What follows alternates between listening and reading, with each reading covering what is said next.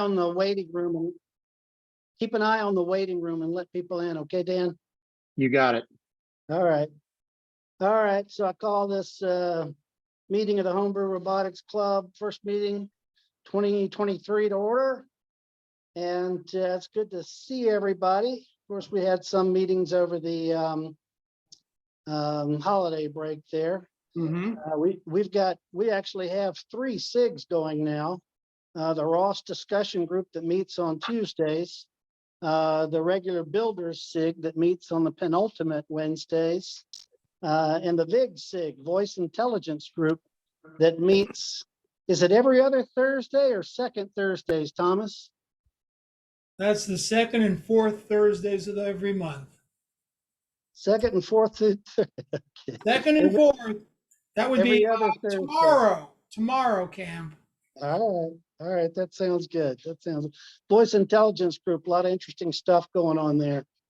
All righty, so first order of business is industry news. Anybody got some industry news out there they want to talk about?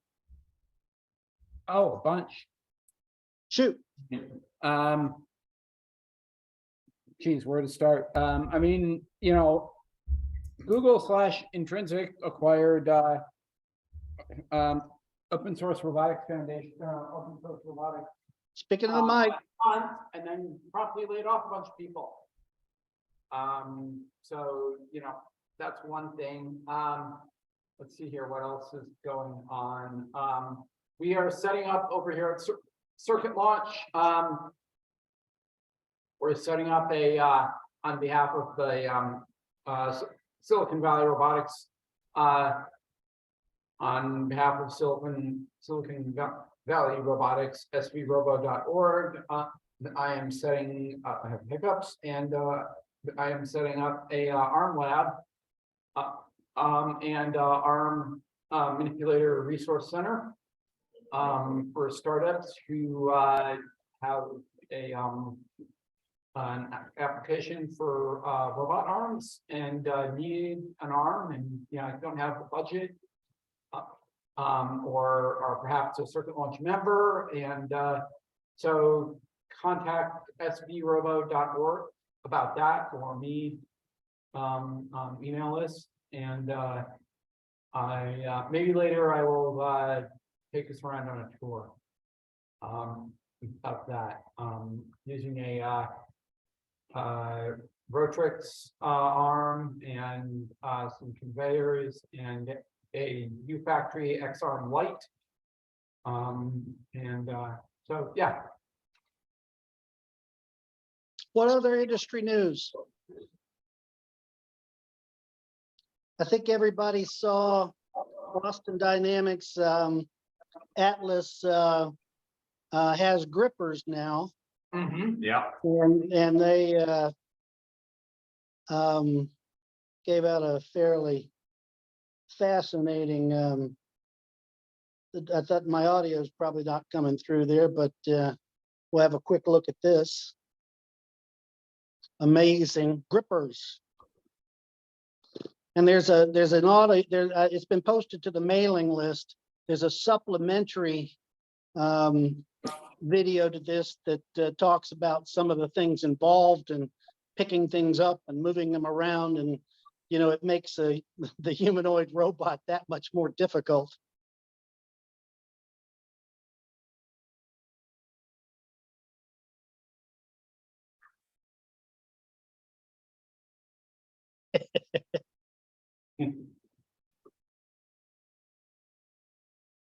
See, and now he's just showing off, right?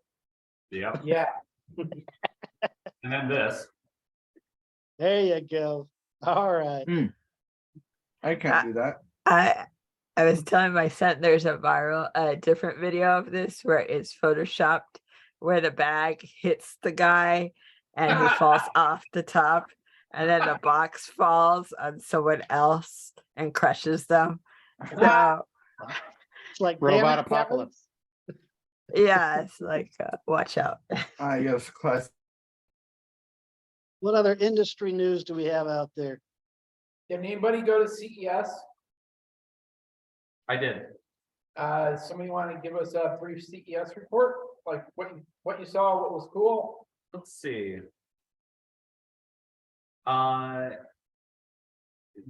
There. It's a good question. I need to go through all my photos because it was huge. So you know, a lot of good display, LED, other things. On the robotics side, there was a lot of like wheelchair. There were several mobile wheelchair robotic following. There was a lot of robotic carts. Several companies that are chasing that robotic helper cart thing. There were multiple companies with yard robotics, so mowers and leaf catchers and other, you know, somewhat everything from very specific like a mower to so more generic sets of robots. There was not as so there were some Nikon had this huge robotic arm with a camera that would like follow and do cinematic stuff. And so that was So kind of odd, like but pretty impressive. a follow on to sort of Bot and Dolly from about like 7 or 8 years Yeah, ago. yeah. So like a new giant, like it was like it had a huge reach, and I think they had Yeah. a couple. There was one that was floor mounted, one that was ceiling mounted, had all of that. There was a pretty good range of interesting. Any like home robots? There were, you know, sort of the friendly bot kind of things. Not a lot of like there were some companies I think that were, you know, mid research for home robotics, but not, I don't think anything that seemed like it was close to coming to market that What actually about did use the like mobile desk kind of thing, or the mobile table? Because we love mobile tables around here. Well, like I said, a number of the cart, like roll around cart, helper cart, carry stuff, deliver stuff. There were some delivery bot related things. A lot of the automated cars, automated electric cars, electric trucks, and also some automation towards that. Oh, so they had a indie style autonomous race cars and they had a race on, like a big race off on Saturday at the Las Vegas Motor Speedway. Oh, nice. So I have photos, video of all that. Yeah. They race them 2 at a time, and on the display board they would show each vehicle and they would show what gear they were in, whether they were braking, accelerating, G-forces, all of that. So you could kind of see, it was interesting that 2 cars racing along and one would be in 2nd gear and the other would be in 4th or 5th gear, right? Different strategies of what they were doing. And the commentator, there were at least 15, I think they were all universities, at least 15 universities had their own indie style cars. And then the next day on Sunday, they had them all at, I think it was the South Hall. I'm assuming everyone here can hear this. Yes. Okay. Yeah. So so that was interesting. I took lots of pictures and some video, and what I was starting to say, that the commentator was pointing out that each of those cars is worth $1 million, right? These schools have generally spent $1 million to get to that point. And they were racing at, when I was watching, they were racing in like the 235. I think they were setting target speeds. And so when the segment I watched, they were targeting 235 miles per hour around the track. So that was all pretty cool and impressive and pretty evolved. And you know, it's got to be interesting that you're doing the software on these vehicles, and if you screw up, you're going to ruin $1 million car. Right. So yeah, that was pretty interesting. So that was a lot of it. I think I looked at a lot of other things because, you know, I had an Avatar X Prize team and I'm still sort of in that trajectory. So there were several companies that had AR glasses. Mhm. So white, the white guided. Right. And those were really nice, like really good views, clear see-through, Yeah. all of that. And some other things like that. Okay, cool. Yeah. So, Okay, so there we go, CES for 2023. Anybody else? Yeah, I'm sorry, local, yeah, go ahead. Oh, I think we're done here. Yeah, I was gonna say the RT1 robotics transformer for the real world seems to be a big deal. I'll put the link in the chat. But it looks like they're doing the same kind of thing that ChatGPT has done for the AI they call it scraping the web, but they're doing the same kind of thing with robotics transforms. They talk in terms of, the arm, degrees of motion, and then also the base, in terms of linear and angular position. So, and to me, it kind of got into that mix of, I guess, Google acquiring the Open Source Robotics Corporation, and they've got what's the company they've got? That's the robotics company. Anyway, they're working with, they call it Everyday Robots. And they laid off a bunch of people from this subsidiary also. So there's that going on.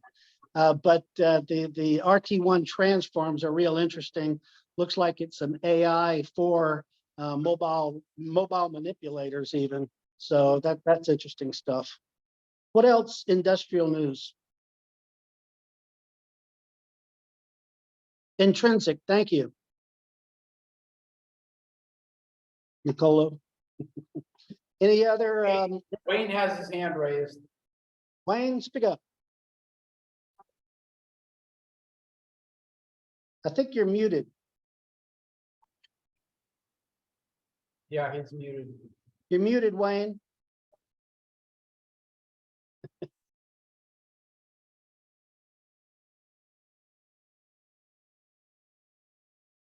He wants to say something, but he's muted. Well, he wasn't muted before, but I don't think he has his audio source set up right. switch to sign language. Do a puppet show, Wayne. There you go. Camp, very animated and excited. Microphone. Camp, can you repost those links? The link for the RT1. Yeah, and any other useful links in there. That was in the HPRC chat. That was in the HPRC mailing list too. Ah, okay. Wayne? No hope? Okay. He can't, I guess, okay. Yeah, he's got microphone issues. Any other industrial news out there today? All right, we're going to move to club news now. We have a new physical location, the circuit launch. Dillo, why don't you introduce yourself?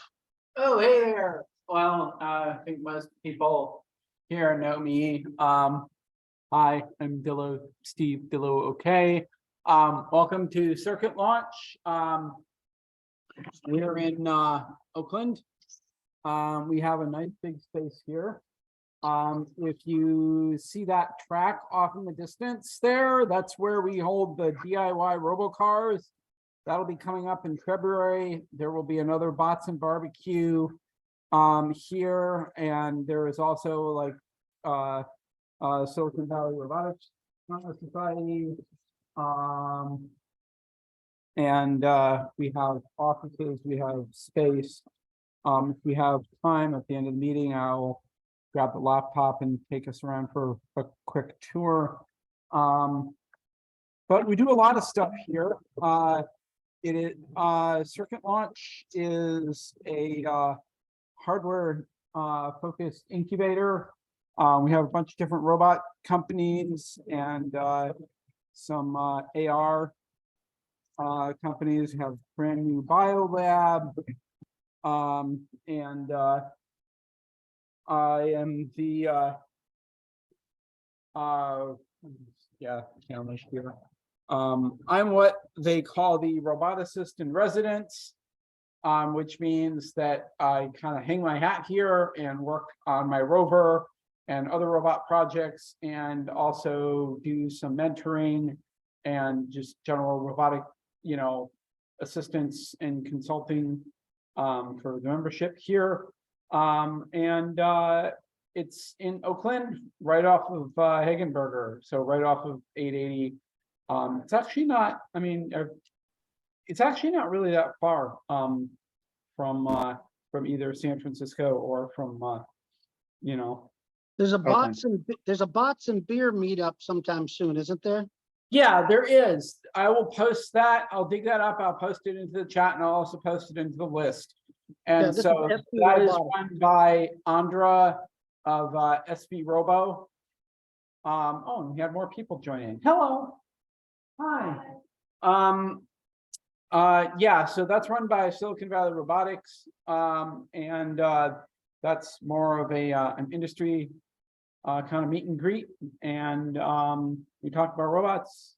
We talk about robots and the business of robots. There was some beer drinking done as well. So that is also coming up. And then I believe on the 6th or the 7th of February is DIY robocars. I will get all the dates for that set out shortly and post them in the chat. Yeah, I've been here at Circuit Launch for about 3 years now. Very happy to be here. Tenacity, my rover, makes its home here. It's on my desk, just right around the corner there. Yeah, I wish I could move the laptop, but I will lose the video because the cable doesn't reach that far. Everything interesting is over there. Thank you very much, Stephen. Okay. Next month, we're going to have, hopefully have Ted Larson do the presentation. Ted Larson, CEO at Ologic. They do a lot of robotics work consulting. He did a presentation at Robo Business. So should have Ted Larson doing the presentation next month. And then March will be our 21st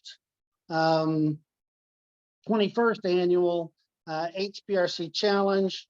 You have a presentation to give. This is an all show and tell meeting. This is a builders club. You're expected to be building and working on robots. Okay, this is not the talk about robots club. And so March is our first of our challenge months. We have 3 of these a year: March, June, and September. And that way you get 2 months between meetings to build. Any other club news? Funny you should ask that, Camp. I do have some club news, as you know. So my name is Dan Tuckler. I am the secretary and also the treasurer of the club. Have been for a few years now. So it's my obligation, but also my pleasure to bug you folks to sign up as members of the club. So our club is stronger when we have people sign up as members. There's information about it on the web. There's some privileges that go along with being a member. One of the main things is really just a show of support and a show of being a part of this community. $10 per family per year. It's a fantastic deal. You've heard about inflation. You've read about all the inflation. Our price is still $10. You can't beat that. So please, before you go to bed tonight, sign up. The instructions are on the web. Go to the Get Involved page, and then from there you can read about how to become a member. And I think most of the people on, I recognize the names, have been members in the past, so you know what to do. That's one item. Any questions or comments about that? The other item is, according to the bylaws that regulate our club and keep us moving and keep us legal, we have 5 board members. Well, as of now, we have 4. Chris Mayer, after serving in all kinds of roles, and most recently as the Sergeant at Arms, is taking a break for personal reasons. Won't be the same without him on the board, but it does open up a board spot for anybody who wants to become more involved behind the scenes. It's not a huge amount of work, but it's responsibility for helping to steer the club, helping to make decisions with the other 4 board members. Send a private note to me or to Camp if you're interested. And we'd love to have one more person so we get the board back up to 5 people. Camp, you want to add something? Yeah, in particular, this would be the Zoom chairperson. Right. And so in particular, if you've got Zoom skills, be our, I hesitate to say Sergeant at Arms because the Sergeant at Arms implies physical location. But regardless, we need to have somebody managing the Zoom for us. So volunteer for that, get involved with the club, send Dan or me or post to the mailing list. Everybody knows where the mailing list is, right? We're at www.hbrobotics.org. That's HB is in homebrew. I assume that has to be a local person, right, Camp? It doesn't. Not for the Zoom. What would that entail? That would entail actually creating the movie, creating the meetings, starting the meetings, admitting people in the waiting room, that kind of thing. Oh, you forgot the hard part. You have to click record at the beginning of the meeting. Yeah. And stop record at the end of the meeting. Not forget about it, right? And then anything you can do to clean up the video and then post it to YouTube. So Yeah. that's really not a huge amount of work. When we were live at Google and we had 100 people turning out, it was really a job of being liaison with Google and making sure, you know, all the logistics were set up for that. But now, yeah, it's mostly a Zoom job. So if you're interested, think it over, let us know. And hopefully I won't have to be the Zoom chairperson next meeting. You did turn on the recording though. Good job, Dan. I'm worn out. I'm stressed out, man. I've still got to stop it at the end. Any more club news? Going once, going twice. All right, next item of business. I need help. Anybody need help with something? Questions, comments?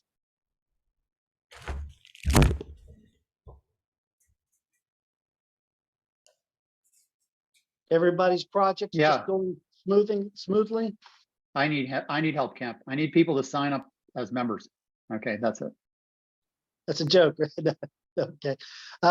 Actually, with the Ross discussion group, we're solving my problems anyways. I had a problem with the bot vac package. 2 problems that got solved through the Ross discussion group. One, some duplicate executable thing had gotten into the launch file and spotted that line for it. Hey, Thomas, you got your microphone on. I could hear you crunching something. Then the next day I had some obtuse error about it expected a string or a byte-like object. And I think it was Brian Koski. I don't know if he's out there. He's the guy with the snake robot. Asked, hey, isn't that comma out of place? And I sort of blew it off, didn't think anything of it. But the next day I removed the comma, recompiled the code, and it ran. So happy about that. The bot vac package is back.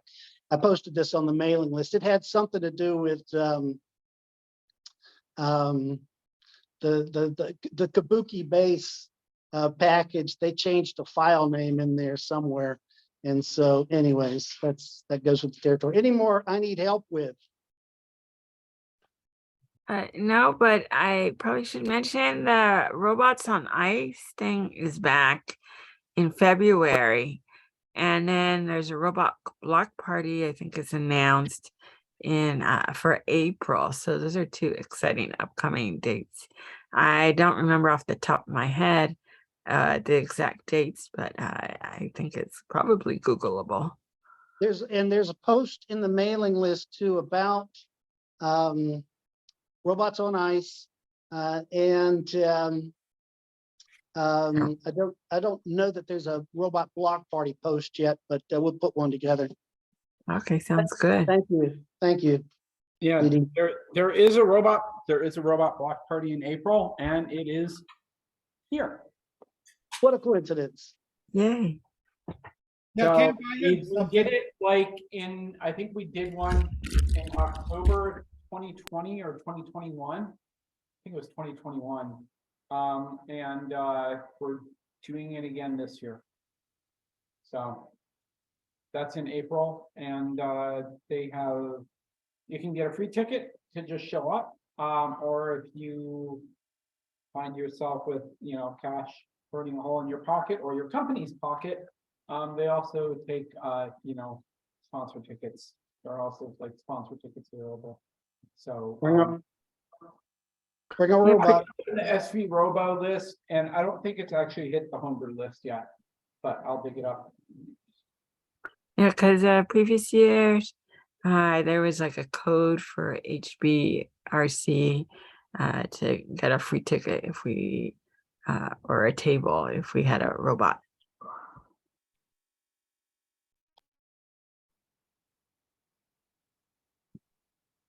Any more club news? I got something I need help with, Cam. What do you need help with, Thomas? Sort of tangentially related. Still looking for a job in robotics. Anybody has a position open in the Bay Area or anywhere between there and LA? Chat with me directly. Put your email in the chat, okay? I'll put my email in the chat. Very fine. All right, let's move on to the best part of the program, show and tell. Who has a show and tell? Don't everybody jump up at once. Thomas Messerschmidt, go ahead. Oh, I'm not ready. I need about 5 to 10 minutes. Chris Mayer, I see you've got your hand up.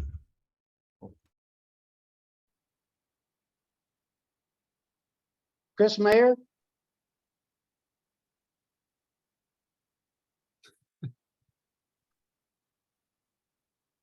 Your audio on?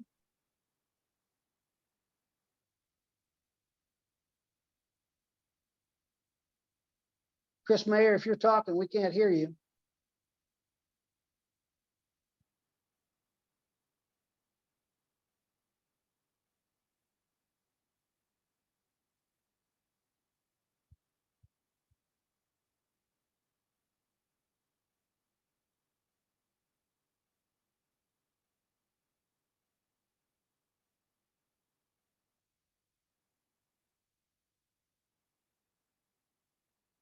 Chris Mayer, hello, hello.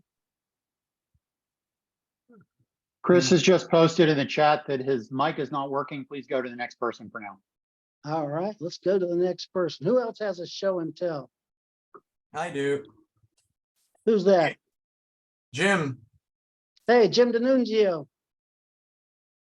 Yeah, I already sent a video about it online on the mailing list, but I've been experimenting with this Riva speech API from NVIDIA and running it on my new server class, or not 100% server, but it's a large video card with 24 gigabytes that can handle larger models that are available for free if you have enough memory. So I'll show you quickly in video and on in Orange. So you can see a screen here with sorry, I don't understand. H and W are in Orange. Oops, sorry. So this is a screen I logged into the Orange, my robot. And what I've done is on the server machine is running. So this is a screener. You should be able to see here. This is the server. And it's a gaming platform, really. That's the cheapest way to get into these. And here's Orange. And so what I have is a client software running on Orange that can send your voice, etc., over to the I don't the server. The client software running on Orange that see. And the server then processes the voice and can send back, generate its own voice. And that's all going on in this, what we call a local cloud.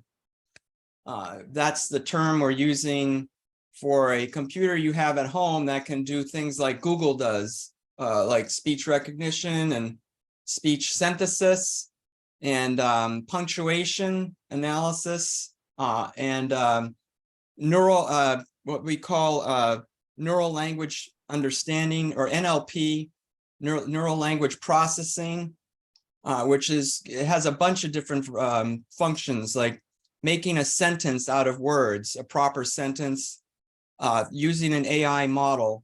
Also, you can do things like pull out intent from and fill in blanks. For instance, finding the noun and the verb and the subject and object and that sort of thing of a command, or in this case, a query.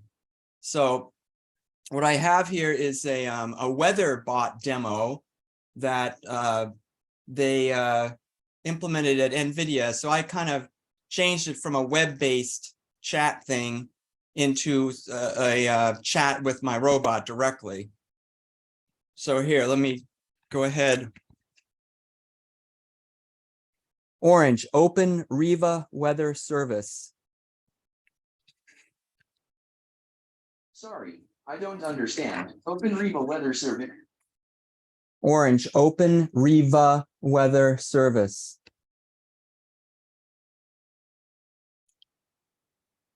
Hi, welcome to Riva Weather Service.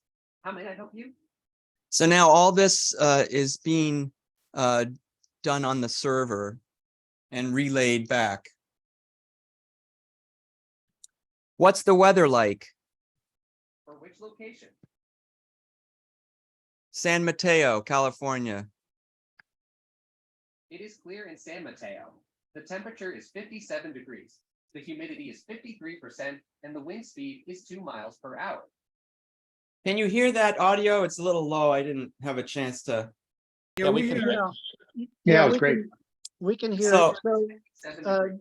The humidity is 53%, and the wind speed is. is it the weather service that's being hosted on the server? Well, okay, so It is clear in San Mateo. hold on, let me stop this thing. Temperature is It's 57 degrees. The humidity is 53%, and the wind speed is 2 miles per hour. so what happens is the all that speech API is on the server, and the server makes a query to weatherstack.com and gets the local weather, or I'm sorry, the weather wherever you're asking it to get it.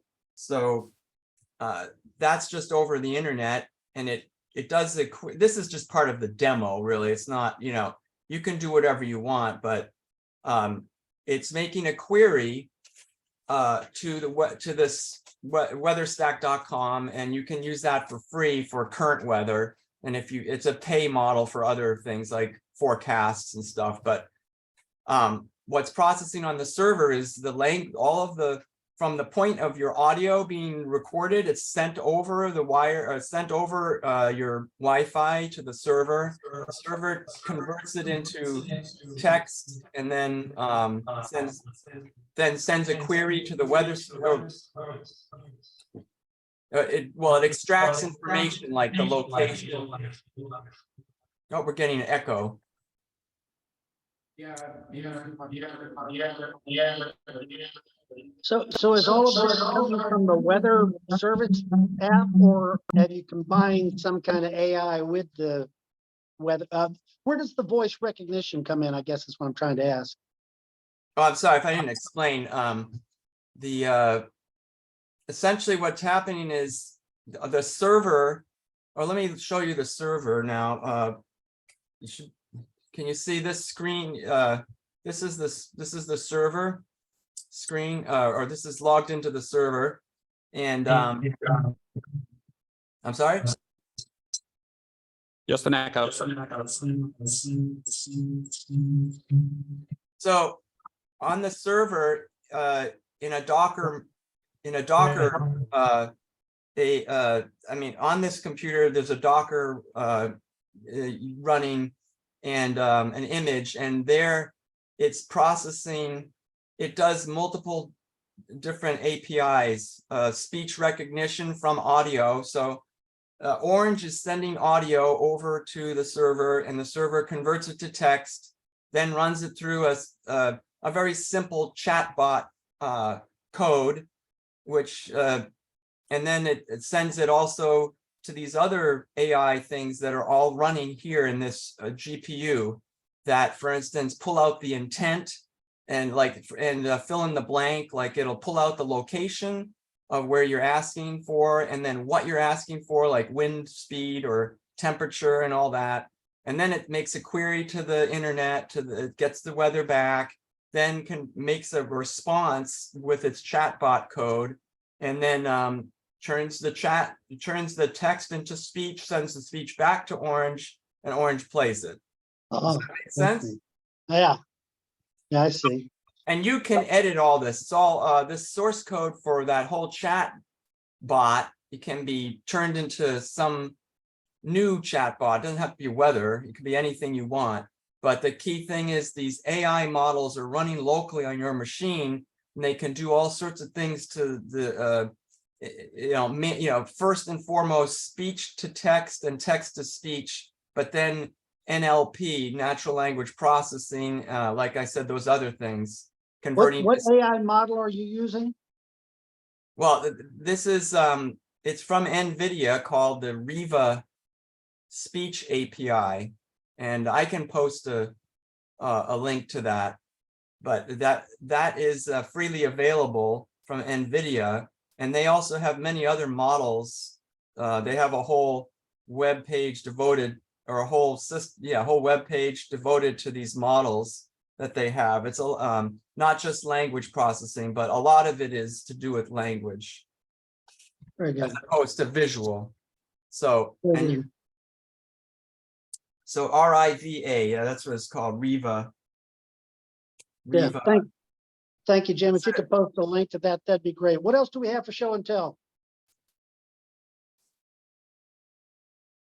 I have one. We've been talking about classic Turtlebot at some of the other meetings, and I've got a Turtlebot. I shouldn't say Turtlebot. I've got a Create 3 with the new Turtlebot 4s made on. Basically, the Create 3. The deal is it's a ROS robot. So when you boot it up, that's ROS 2 node list. It basically runs these packages. Well, come on.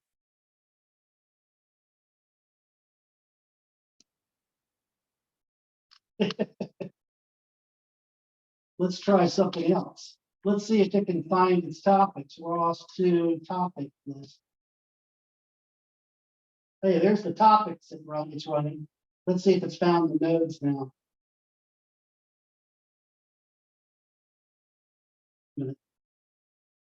Open a new window. Well, basically, when you boot the thing up, it's running certain nodes. It publishes these topics, and you can run it with the standard teleop keyboard that's part of the ROS 2 installation.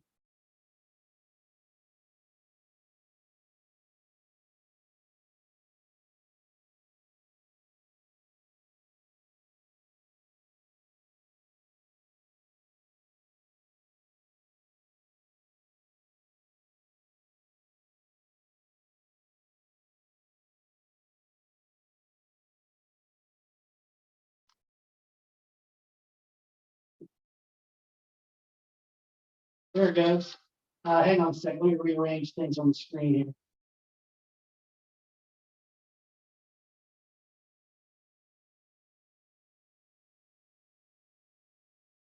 So out of the box, the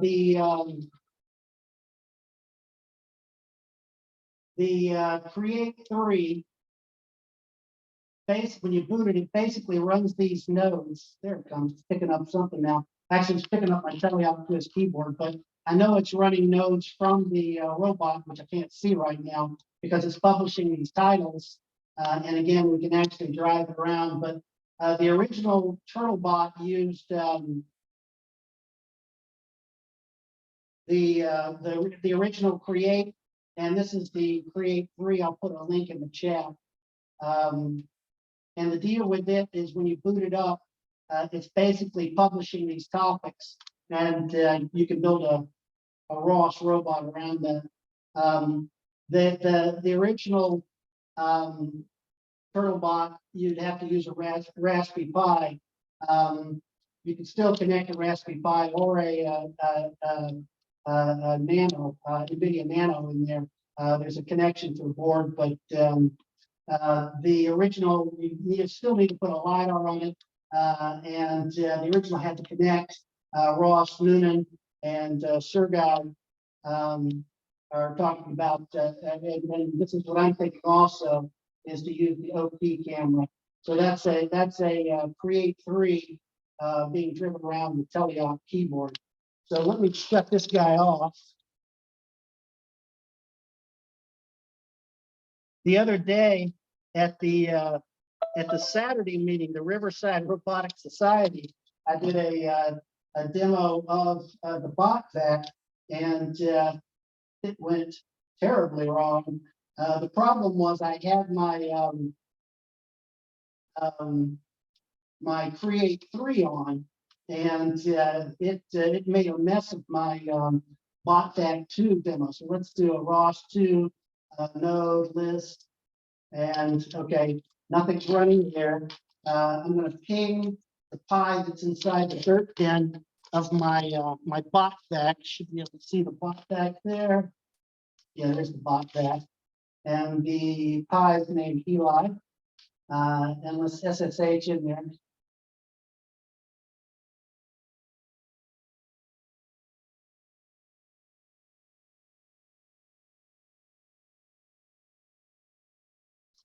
And I need power on the robot.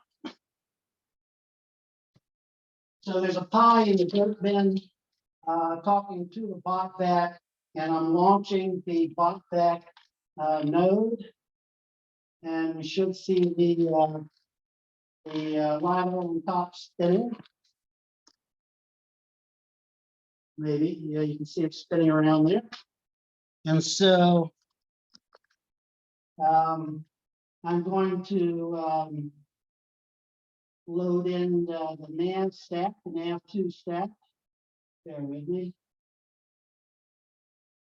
And I'm running that on the workstation, not the Pi that's inside the robot. And again, I've already driven around and created a map. And so now I'll launch RViz2, the ROS visualizer, and it'll load in the map that I created, or that I created and saved earlier. Hey, Camp, are you trying to share your screen or anything? Because we don't see a screen. Let me share my screen.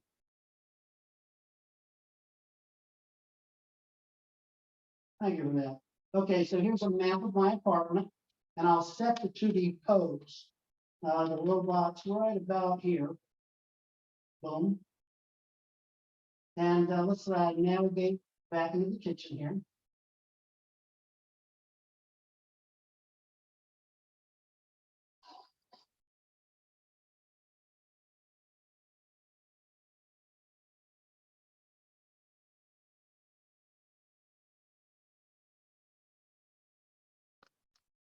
Okay, and let's go for a double four-bot challenge phase 1. I'll go to this. I'm putting it in Okay, waypoint mode. And I'll set a goal at the end of the hallway here. I'll set another goal back in the kitchen here. And then we'll end up right here. And let's start navigation. So you should see the robot going around the hallway now.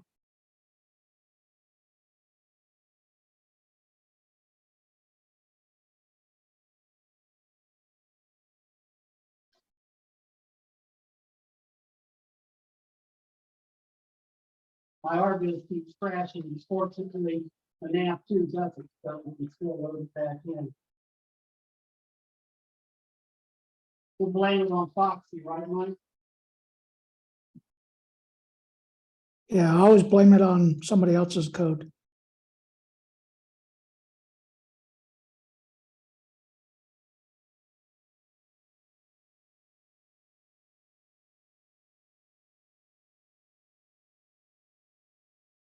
What can you do with a drunken robot?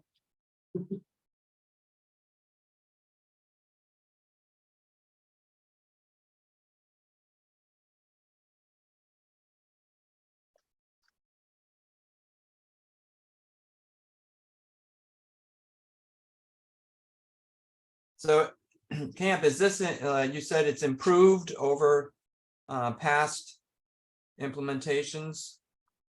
Well, this is in the category of maintenance is progress.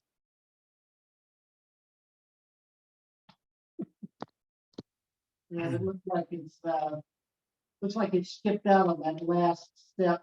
Let's try one more time. Let's try it here. Yeah, looks like my nav stack maybe gone. But anyways, the thing is that here it comes. The thing is that my botback package had blown up and it's good now. So I'm happy.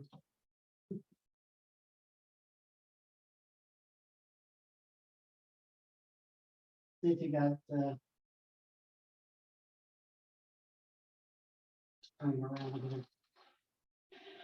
turning around the right way. And so that's the bot back navigating around the apartment. Questions? Has there been any updates to the on the GitHub or in the last, I don't know, year I or haven't so? yet. The thing, the Kabuki changed the file name and the whole thing had crapped out on me. So, you know, maintenance is progress. I'll fix that. So, yeah, there hasn't been really any additions. Where I'm trying to go with this is the smart table where, like the original TurtleBot, you know, where you've got what would be a tray table that can reliably get from one place to another. So in addition to the LiDAR, you need ultrasonics, and we're playing around with the OAK camera also to keep it from navigating under the couch or under the bed. Camp, is your GitHub updated with the comma and the mistake? Yeah, the GitHub's good to go. Let me post it in the chat, folks that are interested. I think this is the best way to learn ROS. Is you get a Ubuntu workstation, you install ROS, you go through the tutorials, including SimTurtle, but then you, with the bot vac, above and beyond the Create 3, which I demoed just a bit, iRobot offers a product that you can boot up, and yeah, it publishes ROS topics, but it's got no LiDAR. And so now you're trying to glom a LiDAR on there, whereas with the bot vac, you can pick up refurbished bot vacs on eBay for, you know, $100, and you drop a Raspberry Pi in there. There's the bot vac package. We're having some fun on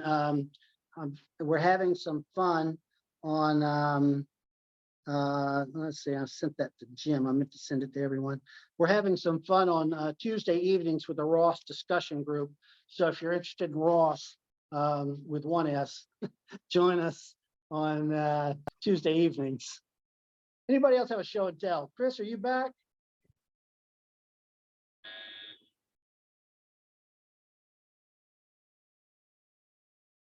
See, I've got a quick one, Camp.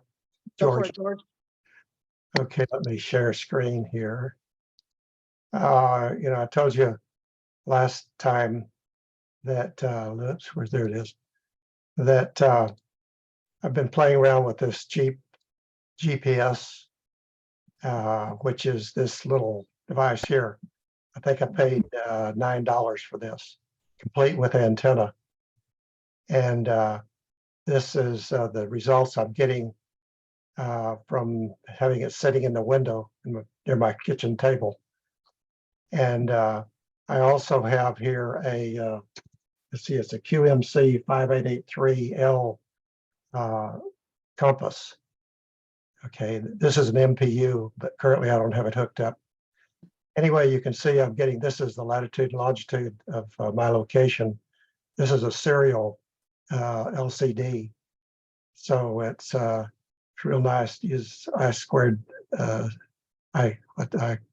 C. And you can see here I have the current compass reading. So it's pointed pretty much towards the north.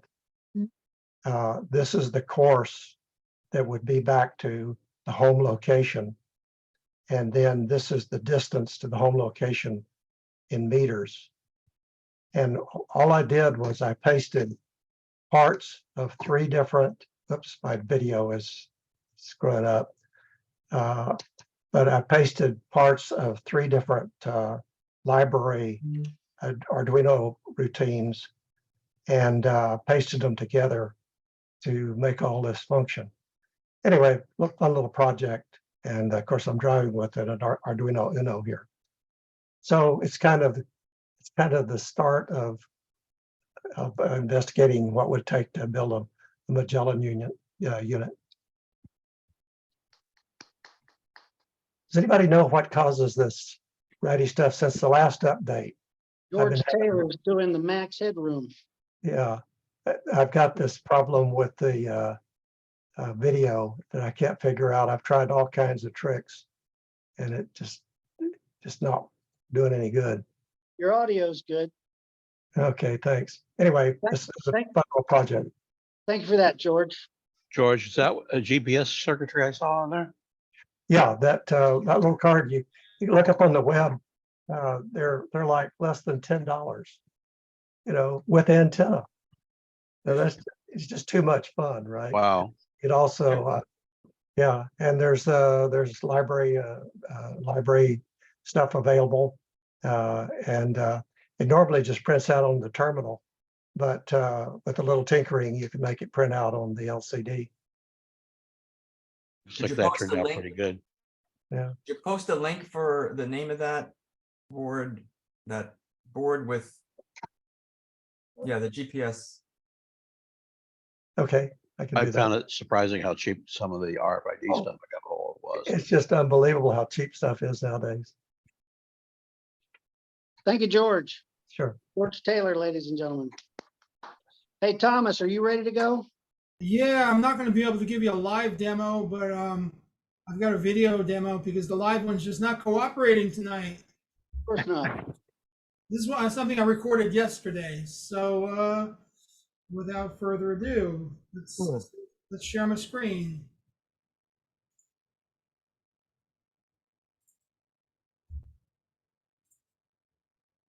This is Betty 9. Yes, this is Betty 9. Betty 9 is a mannequin robot that I built over 10 years ago. As of late, I've replaced a lot of her motors and improved. Testing 1, 2, 3. What's that? It's not creepy? Yeah, I live in the uncanny valley. That's a given. Can you hear me okay? We hear you okay. All right. And so she's got several degrees of freedom, but right now I'm only concentrating on getting her head moving in the appropriately for speaking.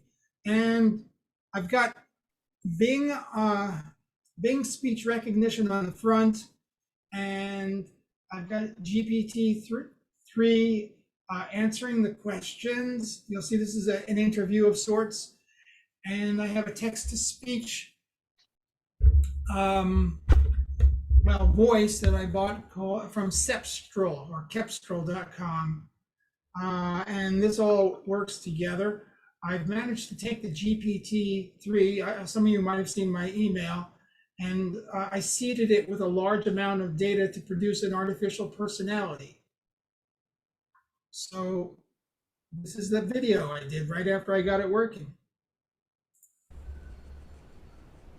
Hello, how may I help you? Tell me your full name. My full name is Betty Nine Messerschmidt. Okay. Where are you from? I was born in Riverside, California, but I currently reside in Riverside, California. I see. You make some mistakes, but this is the best I've seen so far.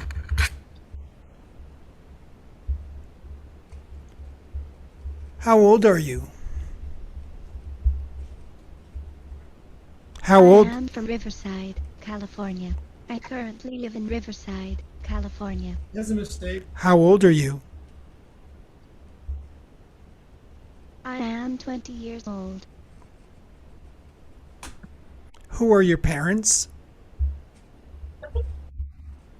My father is Professor Thomas Messerschmidt, a roboticist and AI programmer. My mother is Sally Messerschmidt, who works for American Honda Motor Corporation. Do you have any sisters or brothers? Yes, I have two sisters. Their names are Maya and Simone. Tell me about Maya. Maya is my older sister.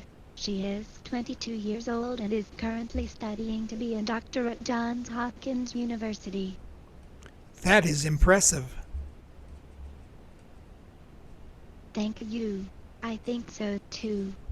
Now, in my sheet where the flat file that I put in for the data, I only stated that she had two sisters. I didn't state anything but the names, and she makes it up on the fly. GPT-3 makes it up on the fly.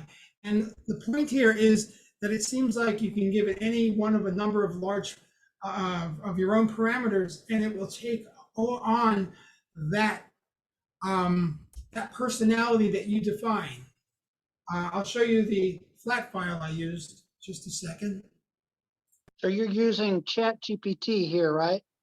Yeah, no, not ChatGPT. GPT-3 with Da Vinci, the Da Vinci model.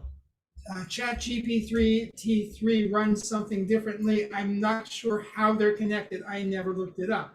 Anybody else want to add in? Chime in, please do. Yeah, well, the Chat GPT API is not available yet, but eventually it will be. I mean, in other words, you can't call it from code, so it's just a web interaction. But they're planning to make it an API just like GPT-3. Yeah, there you go. Now I know the difference. So the bottom line is, I'm going to show you the data file I used. It's fairly simplistic. You want to share your screen? Yeah, let me do that. Otherwise, you won't be able to see it. Details. Details, yeah.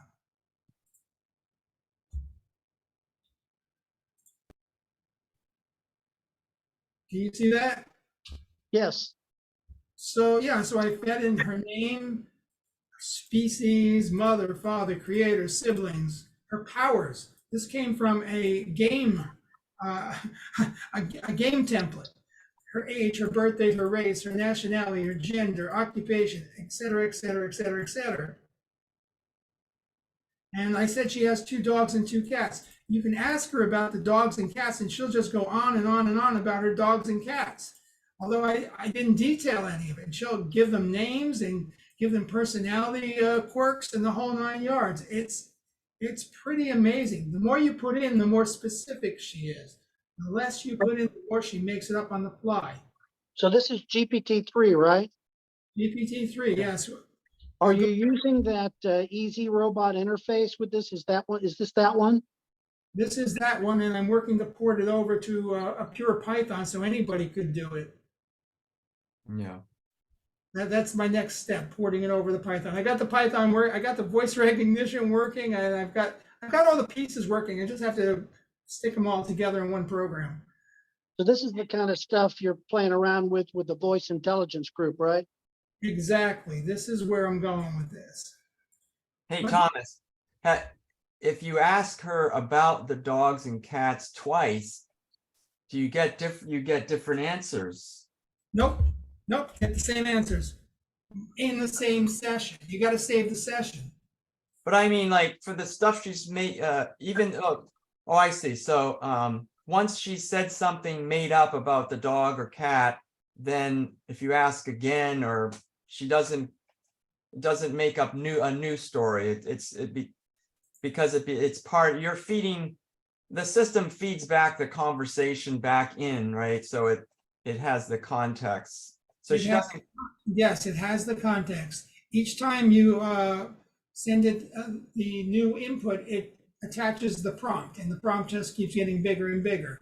Yeah, unfortunately, so everybody knows there's a limit of 1,000 tokens, and you'll run out of space after a few minute conversation, and then she loses then she's got short-term memory problem. Yeah, I think you're right there, but or she should. Yeah, we can do a little bit in real time here. It's there it goes. It's going right. And I'm sorry. What are you saying? I forgot to turn off. Put the pause on it. Anybody want to ask a question now? I fed all the data in here all over again. You're not going to see the robot. You're just going to hear it. Can you hear the response? Yeah, we heard something. Does anybody have a question they want to query this AI chatbot with? Ask her who the president of the United States is. No, she don't know that because her data's 4 years old. Well, here, watch this. Betty, who's the president of the U.S.? Betty, who's the president of the U.S.? There is no one currently serving as the President of the United States.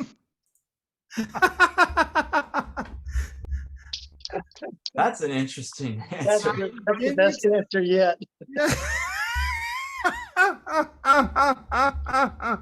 He got laid off last week. Our position is open. Yes. Any other questions? Ask her what it's like to be a robot. Betty, what's it like to be a robot? It's very interesting to be a robot. I get to experience the world in a completely different way than humans do. I enjoy learning new things and interacting with people. And then I'm going to ask her if she's sentient. And she usually says she is. Let's see if she says it this time. Betty, are you sentient? Yes, I am sentient. I have the ability to think and feel. Where are you located? I am located in the United States. What room are you in?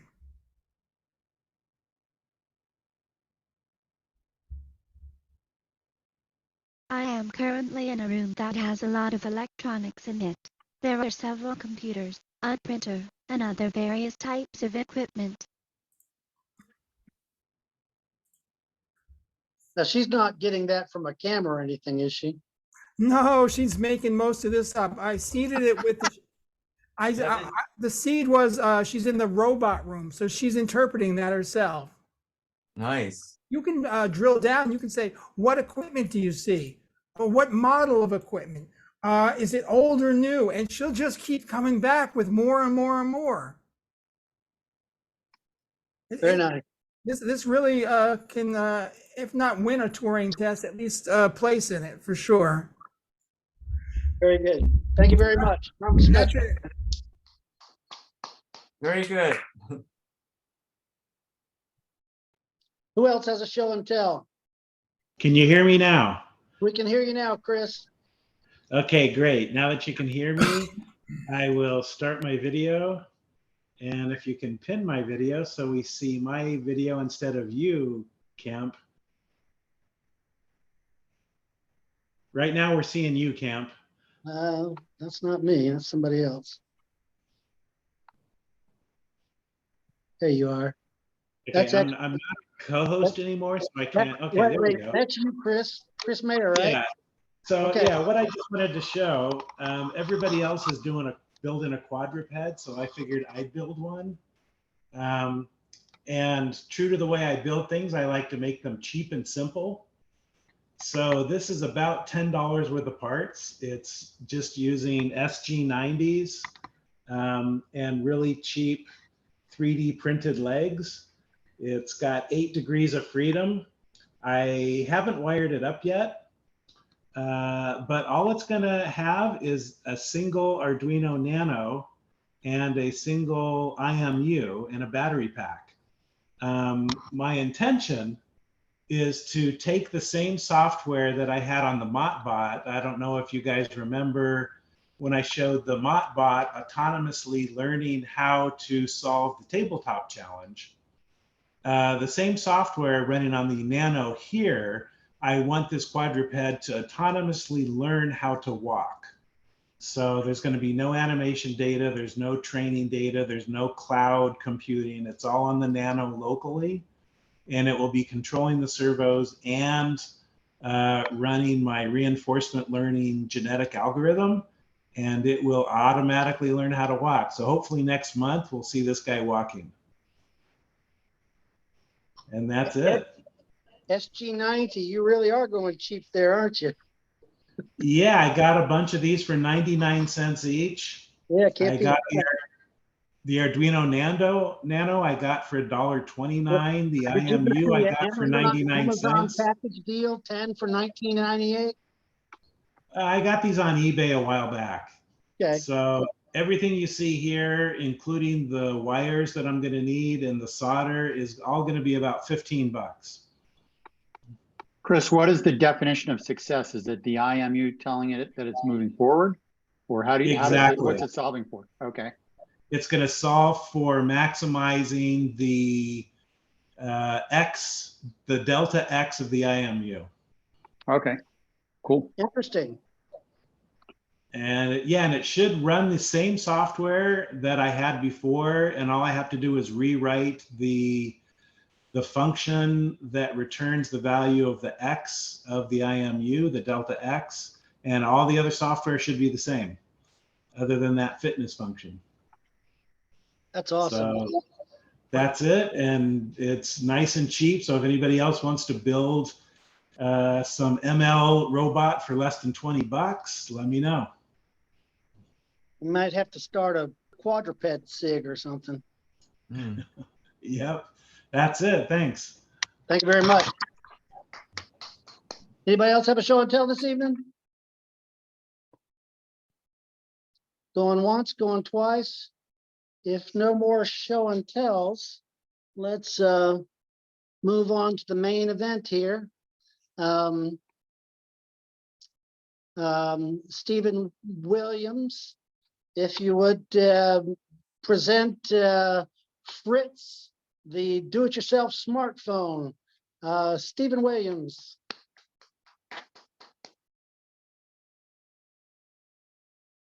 Live from Oakland. And just a reminder, if you are not the presenter, please put yourself on mute. Stephen, unmute yourself.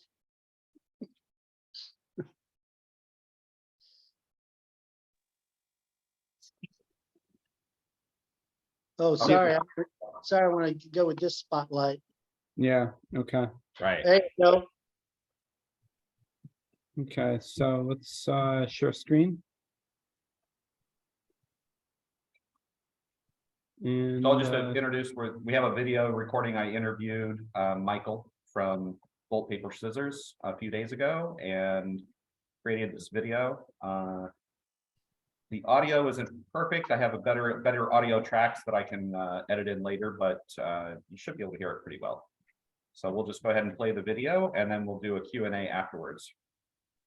And then we'll record some of the Q&A, and we can ask Michael to respond, and then we can share that later. So here you go.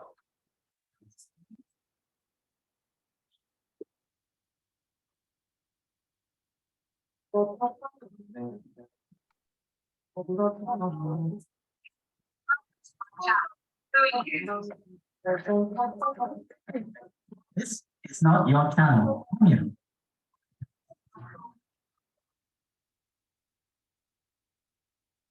This is Steve Williams from the Homebrew Robotics Club of Silicon Valley. I'm with Michael from Bolt Paper Scissors, and we're talking about his robot Fritz. Quite an interesting project, something that I actually found a couple months ago when we were researching something else, and more of us in the club have become interested in it.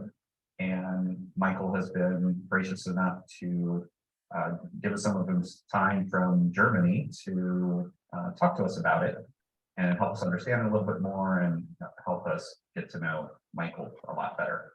So Michael, who are you? What do you do? And what are your goals?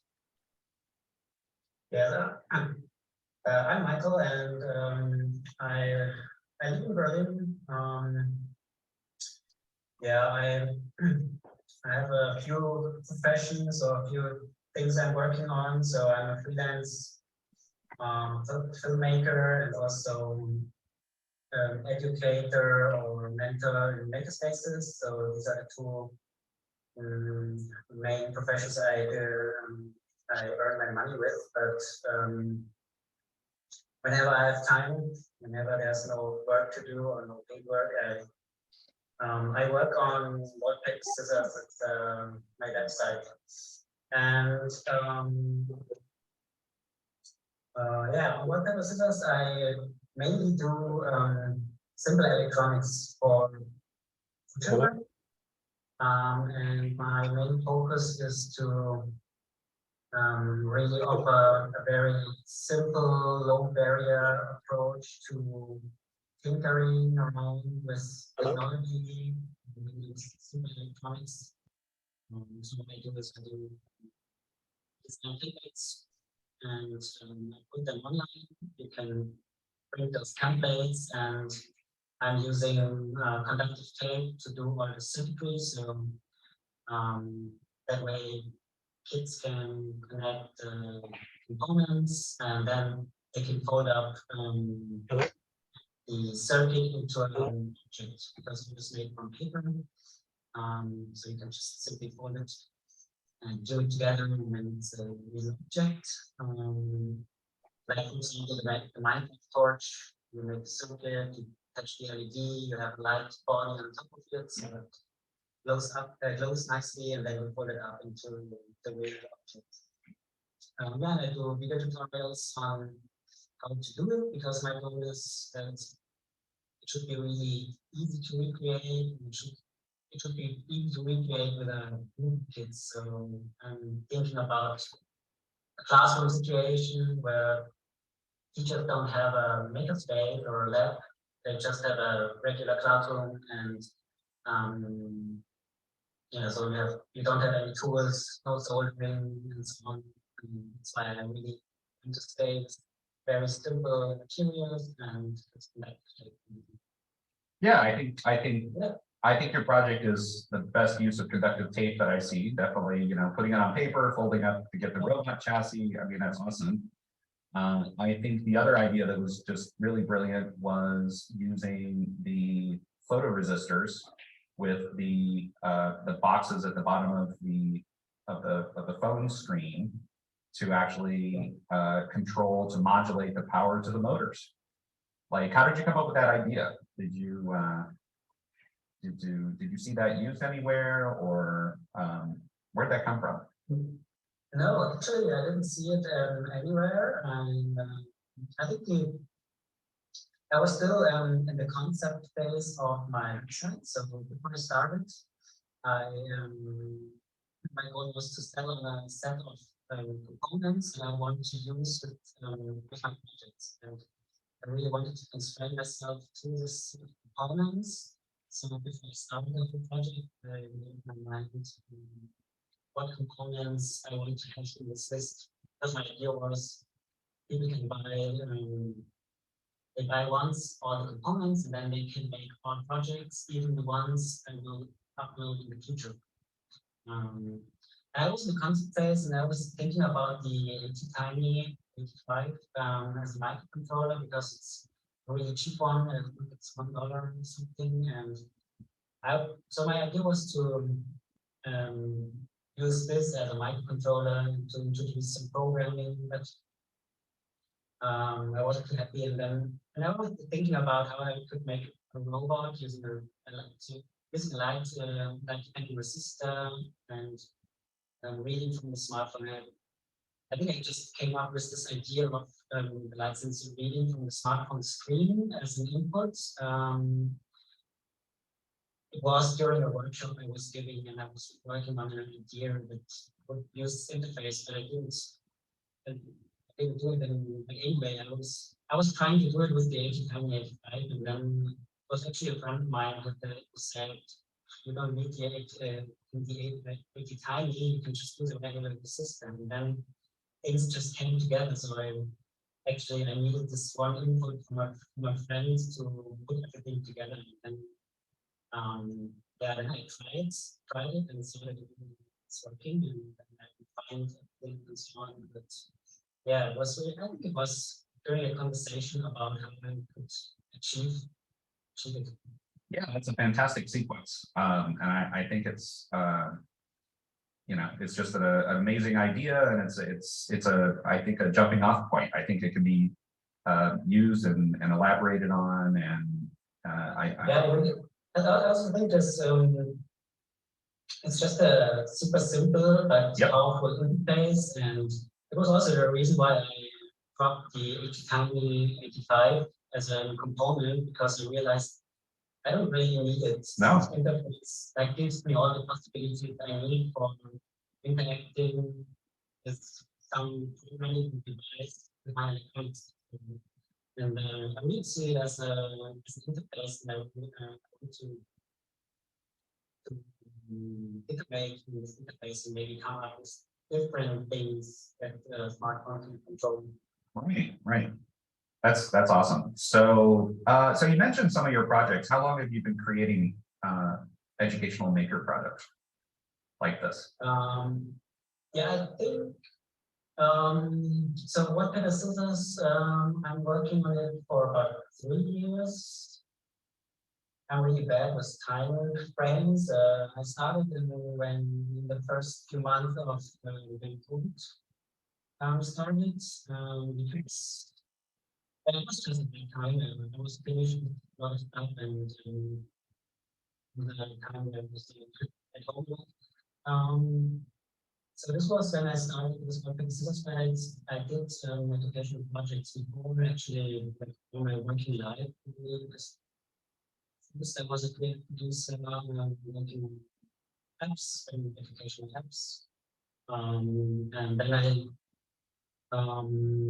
the ones I'm working with for the makerspace I'm working with, they also started a platform on with tutorials on how to tinker with electronics and with Arduinos and things like that. So that's when I started to do educational projects online, and I did this for about 2 or 3 years, I think, and then I quit the job and then started freelancing, and it was the time when I started Robotics business. So yeah, educational projects have been with me since I started working like 10 years ago.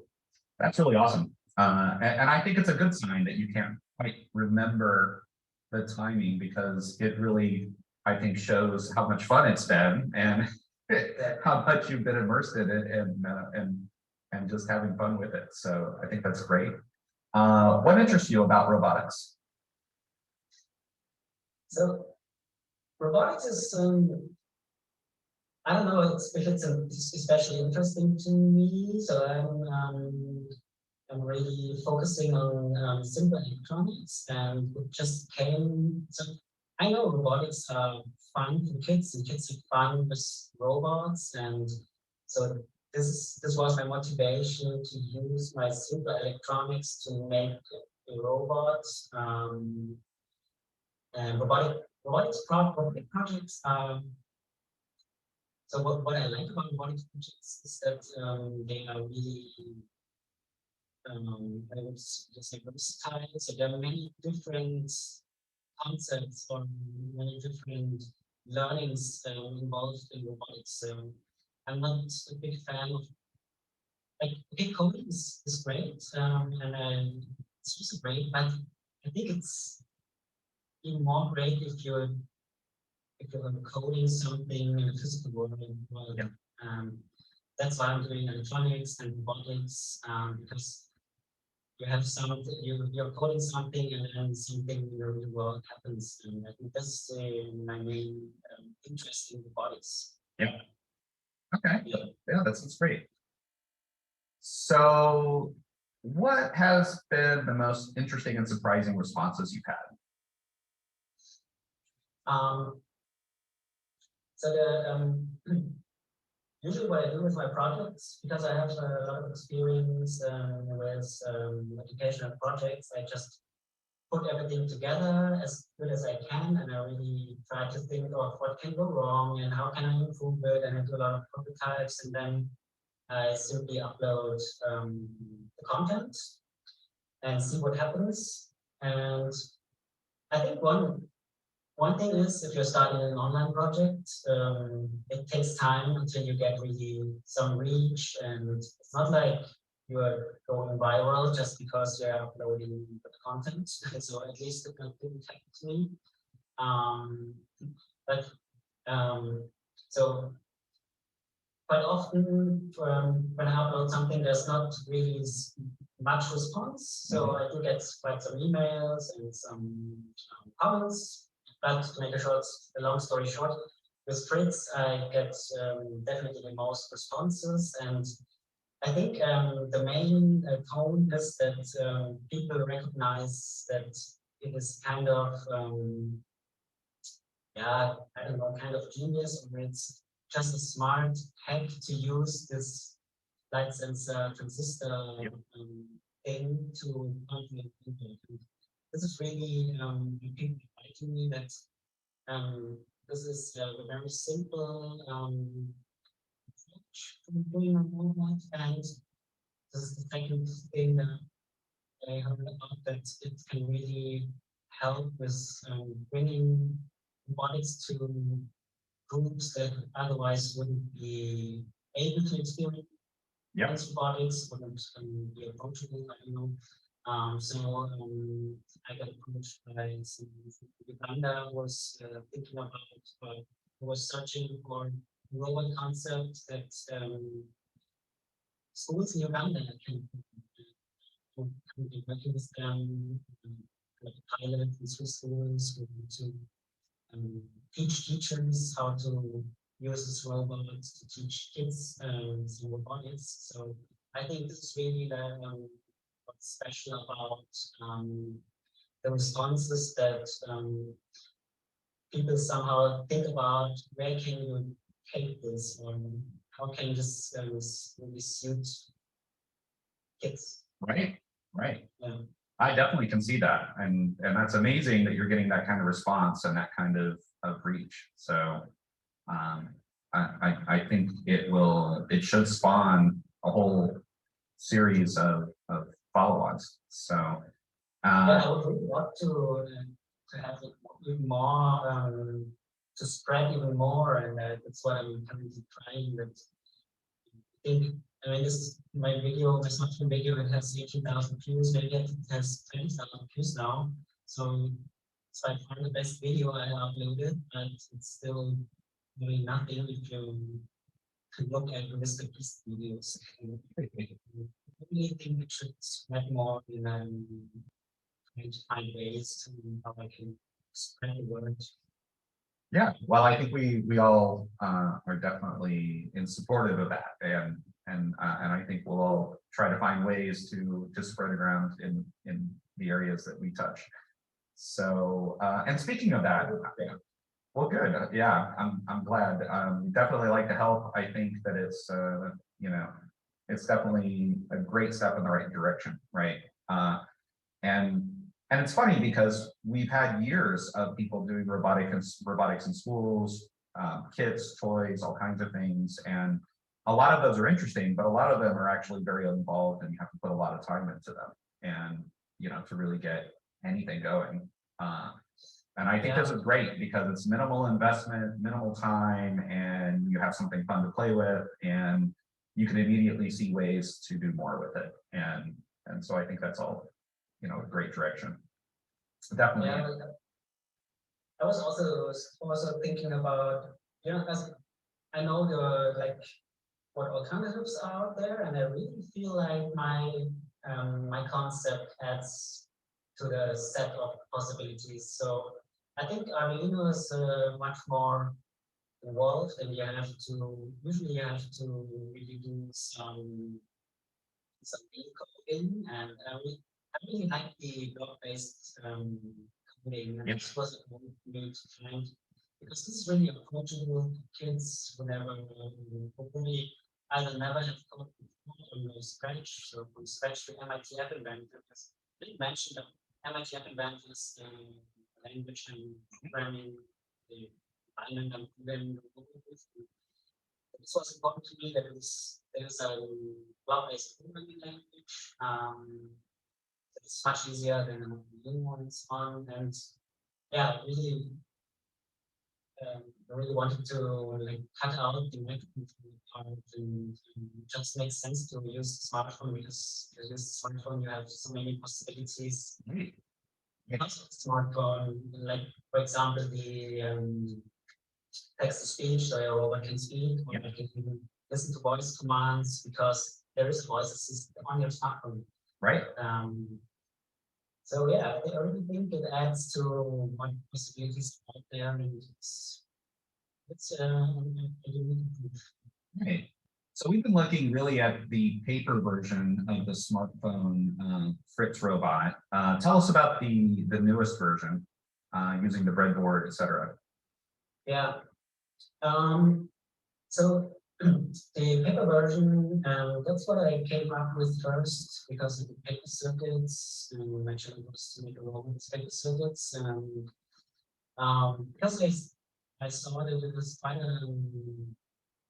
actually it's not really complex, but if you compare it to my other projects, the smartphone robot is a complex one, and the paper version of the smartphone robot is modular, so you can start with a very basic robot. You can give it a wired remote control and that's it, and then you can upgrade your robot to start with it. So, and I still really like the this whole robotics platform, they call it, so that it's really a step-by-step approach and fixed fast in success and so on. So this was important for me, but when I was finished with it, I had the feeling that for the school context, it's probably not robust enough, because I use solar motors, which is the benefit that you can use your cells, but solar motors are hard to get, and not so powerful, and I really wanted to make it working with these yellow DC motors that I click on, and I think you can get it pretty much in any country. But they use much more power, so I needed to display energies in every pack, and if you want to combust, I think MOSFET is a better idea than the transistor, so I changed this design, and if there's more power involved, I'm a bit afraid of making a paper circuit from it. Yeah. So that's when I switched to a breadboard, and so the this it's more meant for schools, kind of environments, and yeah, basically it uses a standard DC motor mostly light sensors. The concept stays the same. Yeah, for a batteries and yeah, output chassis. So it's just a variation of it. Sure. We can get components and more cost. Yeah, very interesting. Very interesting. Yeah, I think that points to the range of the variations that you can have on this set of ideas, right? I think you can go in all kinds of directions. How would you like others to build on Fritz or otherwise help you out? So there's a lot of, I think there are still many coding lessons, coding exercises to try with Fritz. So if someone can solve how to make Fritz turn for exactly 90 degrees, because so this is a challenge I'm thinking about a lot. I really would like to have this kind of control over Fritz, because if you want to do a sequence of moves, it's hard to get Fritz exactly where you want, because it's a bit hard to control how far or how fast does it turn. So this is just something I'm thinking about right now. I think it's because I published more of my stuff with Great Commons license, so it's non-commercial, but still you can build upon it and coding ideas, maybe improving on the hardware. So like make it turn 90 degrees. Yeah, would be great. And the third thing would be really to see it as an interface for controlling something. So I'm thinking about maybe making so basically you can control anything with this kind of device. And maybe it's a robot that just controls some cans and it makes random art, or maybe it's a robot that hits something. So I think you can vary what kind of robot you're building with it and how you think with it. So you can have some arts and then the robot makes some sounds, whatever. Yeah, and also yeah, no. So these are like the three areas where, like, to be honest, if you want to build upon it, just do it. I think I will be happy with anything. That's wonderful. These are like what I would come up with would be asked by some people do. Yeah, I think those are all great ideas. And I think the idea of seeing this as a general approach to solving problems, you know, that can be remixed in various ways. I think that makes a lot of sense. Maybe we can call it fritzing. Yeah, I have a whole bunch of ideas that I'm thinking about just during our talk. Yeah. So I want to play with improving a lot of this. I think, and I think you're right. A lot of it can be software, like how to have a way that's easy to program that also has capabilities of sensing which direction it's pointing, what's actually happening, reading from as many other sensors as possible to integrate into a program. I think that all that's a lot of fun. And then I see on the hardware side, there's a lot of interesting ways to make it to extend it and to play around with different ideas. So I think it's just a fun, rich area. Yeah, also I'm thinking about maybe a walking version of Fritz. So there are some simple walking mechanisms. And I think you can build it from cardboard. So I have to look into this. And yeah, just iterate on the basic interface and see it's also fixing. Oh, that sounds good.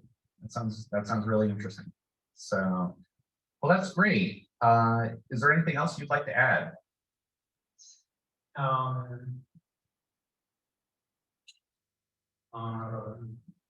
don't know. Not that it comes to my mind right now. No problem. No problem.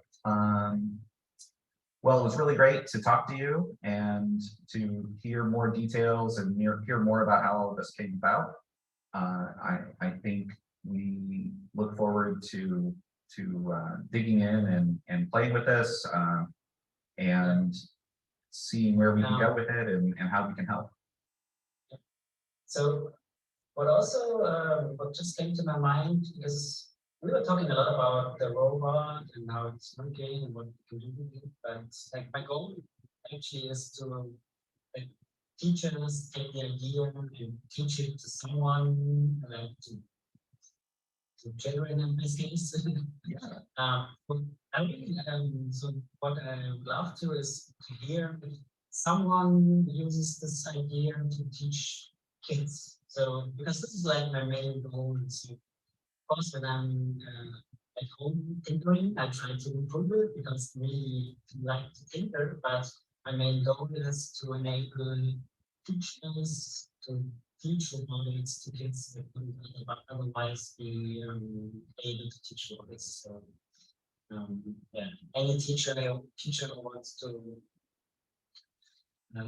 teach robotics with my robots, very welcome to write me an email. That sounds wonderful. That sounds wonderful. And I think we're all still mostly kids in this club, so I think we fit that too. So that counts as well. Well, that's great. That's great. Well, thank you so much for doing this and for meeting with us and talking about all of this. And I'm sure we'll generate some interesting questions. We'll get those to you so that you can answer and we'll get back to. We can have another hangout and like afterwards. Yeah, that would be awesome. That would be awesome. So yeah, thank you very much. Well, I really appreciate it, and thank you for staying up late to talk to me. And yeah, it was a pleasure. Thanks a lot for having me. You're quite welcome. Thank you very much. We'll talk again soon. See you. There you go. Okay.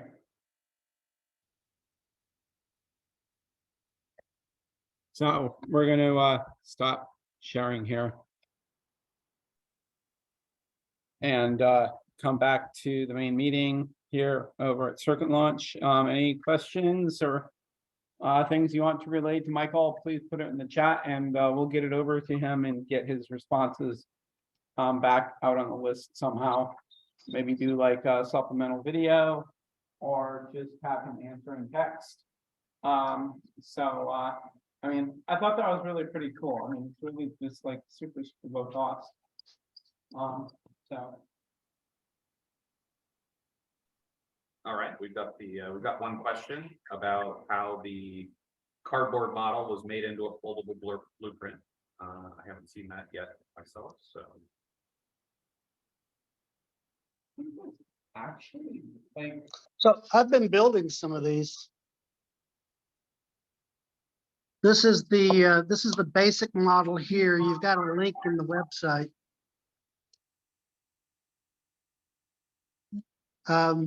This is the basic model here, and it's really kind of cheese ball where you it's done with Scotch tape and hot glue. Okay, I mean it's a real arts and crafts kind of thing, especially if you have real kids. You know, the adhesive, or I should say the conductive tape is really interesting. You put on the paper.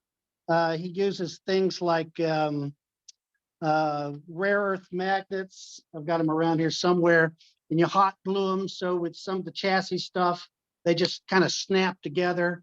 The controlling the wheels with the screen is inspired. They use the CDS cell.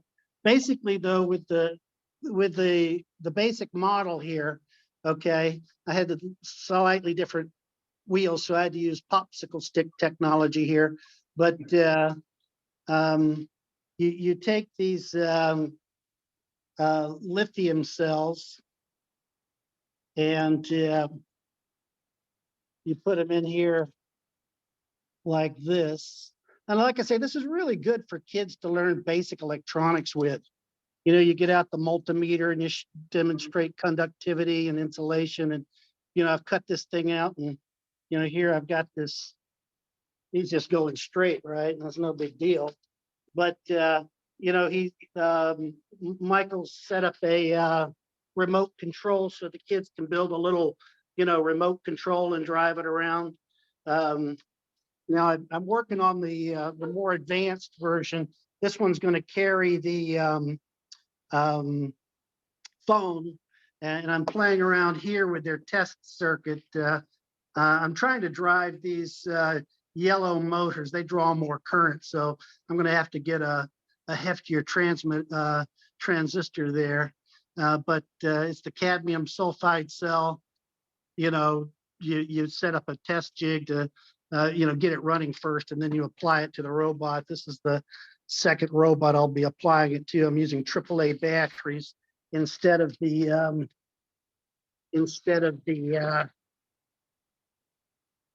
lithium or the button cells. But you could have a little robot combat here, I guess. But this is, like I say, this is fun stuff. I really had some fun with it, and it's perfect for the kids. Like I say, to get the simple idea, and that's back to what it's all about, is introducing kids to this sort of thing so they can eventually build C3PO. Maybe even we put together a 3-phase challenge with the Fritz robot or something like that. Kim, can I ask you a question? Sure. The way he's steering it with the cell phone is 2 cadmium sulfide cells on the phone's got 2 areas, or the intensity of the light changes to be able to drive it left or right. Yeah, he has a photoresistor that drives a transistor. What's The directly. only thing you can't do is go backwards on the thing. We were talking about that, and he actually told me, I was suggesting a couple things, and he said he had swapped in another part so that he could reverse the motors. Reverse polarity in the batteries. Okay, that's cool. Yeah. The other innovative thing for this is he's using the MIT app inventor, which is this, and I'll post the link, which is this, programming a more robots should be built around cell phones, okay? Because everything's there, the camera, the GPS, the audio, and blah, blah, web access, okay? I mean, it's a marvelous brain for the robot, but getting into programming the phone is tough sledding. But the MIT app inventor is a graphical programming language. It's like Scratch, where you press drag these objects down. Heck, let me show it to you real quick.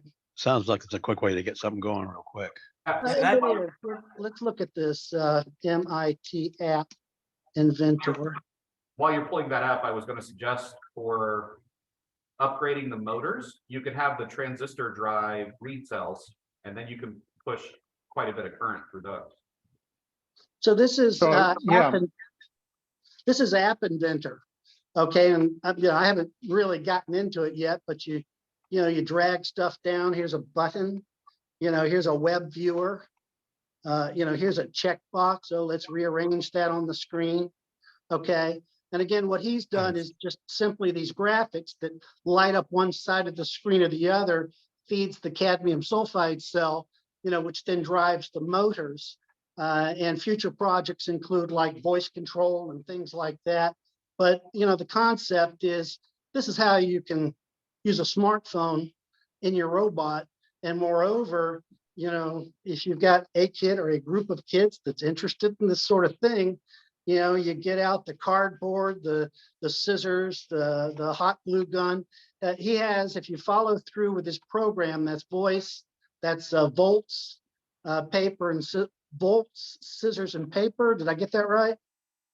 Volt, paper, scissors. Yep. Volt, paper, scissors. Yeah, it's obviously a playoff of rock, paper, scissors. But he's got a DigiKey cart in there that's got pretty nice assortment of parts. It's like $60, but like I say, he's got the rare earth magnets, the adhesive conductive tape. He's got some really nice, for you, 30 gauge silicon insulated wire that, for you, electronic geeks out there that really like good wires. It's an interesting package assortment of parts that he uses, and it's good. It's fun, fun stuff. Now for the more advanced the code he's already written, it from what I'm seeing is it's in the Patreon part of the. I don't know if you've gotten that far. You probably haven't. Maybe you haven't gotten that far. Yeah, but I'm supporting him on Patreon. Is that how it's pronounced? Patreon, like Patreon, thank you. But yeah, I can't quite confirm, but it looks like if you want to share, if you want to see his code, you do that. You have to be a Patreon or something. The actual advanced MIT inventor code that he's made, I guess. Yeah, I think you've got to be a Patreon. You got to be a supporter to get his DigiKey cart also. But hey, it's $3 a month is the lowest entry. But yeah, I think you could just make a donation. Or a donation. Yeah. I'll have to wait till I get working again, but yeah. Yeah, but that's just for the code. You can start programming if you using that MIT inventor is free, and you can and you could reach. You print out the templates and cut out the robot and stuff.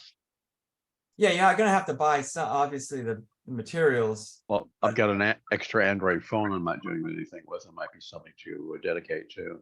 Yeah, if you have an old phone lying around, like I think all of us probably do. I think that's a great. It's a great starting point. I mean, it's a great use of it.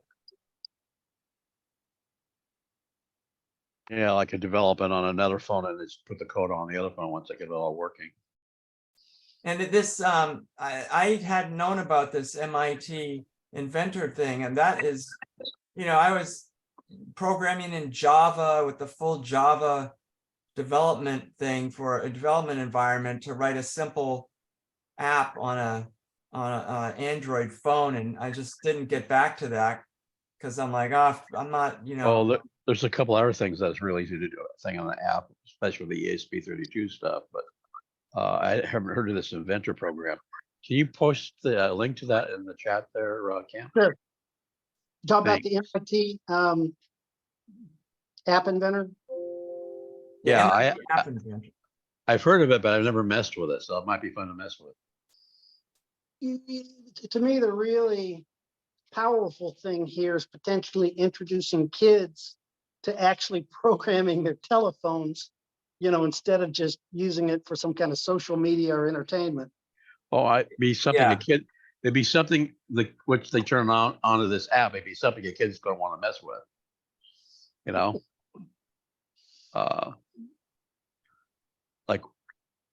Yeah. And you could do, go ahead. You could do something with the serial port that's on the plug there to control things other ways too. So you could make some extra hardware and stuff for it too. These are cool. Well, and also this is all done within the Wi-Fi. So, I think the big game is to be able to do it through broadband, which is a whole can of worms from what I've come to see so far. Which one? The Don't broadband? Well, I'm Don't talking phones have accelerometers in them? Pardon? Don't phones have accelerometers in them? That's how they know how they're Yeah. upright. So Sure. you wonder if you can use that to sense motion, turning. There's all kinds of Got a potential. gyroscope in there, got a magnetometer in there. Yeah, it's an IMU, full 9-degree thing. I was just saying though, as far as the MIT app inventor is concerned, as far as I can see, it's only good on your Wi-Fi network. In other words, I wouldn't be able to go out in the advanced project. You're controlling the DIY smartphone robot with your phone, but it's all local Wi-Fi based. It's not like I'm going to go out, in the world and then access my robot and drive it around and stuff. But again, they get you started with the phone as a brain for the robot. That's, I think, the start. That's the main. you're talking about remote access, I mean, from another location. But Broadband. if you can access from your Wi-Fi, then that's a more of a networking thing. You can set up your network, your router to forward the port, open the port up, and then use a Or you can set VPN. up a hi-fi hotspot with your other phone. You do that too. Link to that. Yeah, you mean if you want to, Well, but you've got two phones, one out in the world and one in your home on the. he's on the talking about Wi-Fi. remote. Tim's talking about if you bring this thing on the road with you, you could bring your phone and the robot and then set them to talk to each other. And That's a good point. yeah, and if Yeah, you you're, can set a Wi-Fi hotspot and that links you to yeah, that. but if you That's want a to, good point. unfortunately, if you want to drive it around from like Toledo to, to Sure. It's Florida, network then configuration. it's got no camera though, so it's hard to know Well, the what you're. phone has a camera. Oh, the phone, that's true, right? Yeah, that would just probably be you configure your network, open the port. It looks and- like it's set up to do AI on it too, a little bit. Yeah. Yeah, I don't think the the remote I think part Kemp, is that I hard. think Kemp's right. You could use it as the brain, starting point. By the way, Jim, your presentation I thought was awesome. Stephen? Oh, thanks. Mine. Stephen Williams, Yes. you want to close this thing out? Sure. You mean the whole meeting or this discussion? Has anybody got anything else? This is kind of the end of the meeting. Any more questions specific to Fritz, the smartphone robot? Yeah, if the, for the smartphone, no, but if, people here could stand lose the screen for a minute, luckily, I can, unplug the laptop and just take you around to circuit launch briefly and give you like a. Oh, can you do that for the Zoom group? Yeah, I can. It's just right now, I'm just showing the screen, the laptop is plugged into a big screen here, but I would lose that. But everybody. That's fine. Let's have a big round of applause for Stephen Williams and organizing this. Thank you very much, Stephen. Thank you, Steve. Yeah, okay. So we're gonna. Camp, I'm gonna suggest that we stop the recording before we walk see around. where we get. Stop the recording, that's fine. And, get the camera here. So. Let me I'm gonna spotlight get- you. Walk with